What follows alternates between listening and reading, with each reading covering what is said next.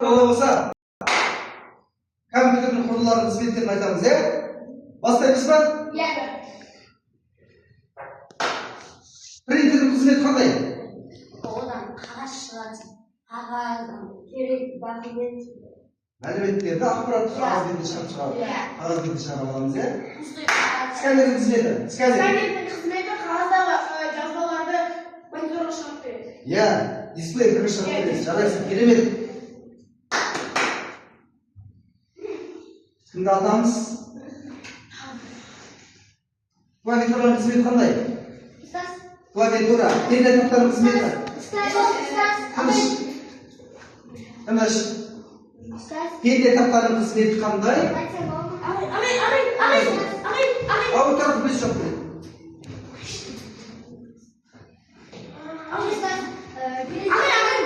Пернетақтардың жұмысы белгілі бір әріптермен сандарды символдарды қолдануға Шамал жақындап жатыр. Қандай? Клавиатура. Сандарды, әріптерді, символдарды мониторға енгізеді. Мониторға жалпы экран бетіне көрсету ғой. Енгізу. Ақпаратты енгізу. Қызмет, ақпарат енгізу. Монитордың қызметі қандай? Монитордың қызметі қандай? Монитордың қызметі қандай?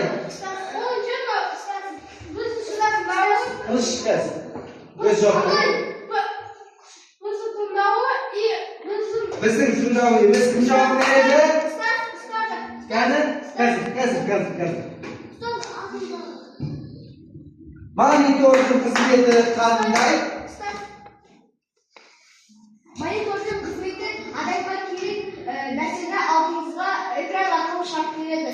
Экранға мәліметтерді шығарады. Кез келген мәліметті экранға шығарады, Клавиатура енгізеді, экран монитор шығарады. Одан кейін Мишканың қызметі қандай?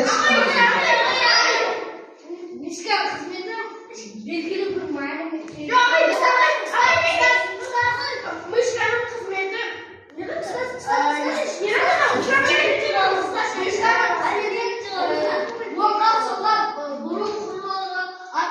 бізге керек мәліметті таңдап бұрып ала аламыз.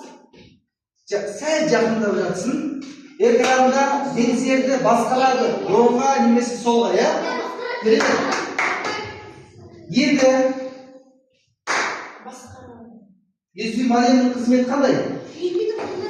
Ол сыртсыз интернет жүйесін қолданады. Моделінің қызметі қандай? Моделінің қызметі? Жалпы есу модель болсын, ол интернетке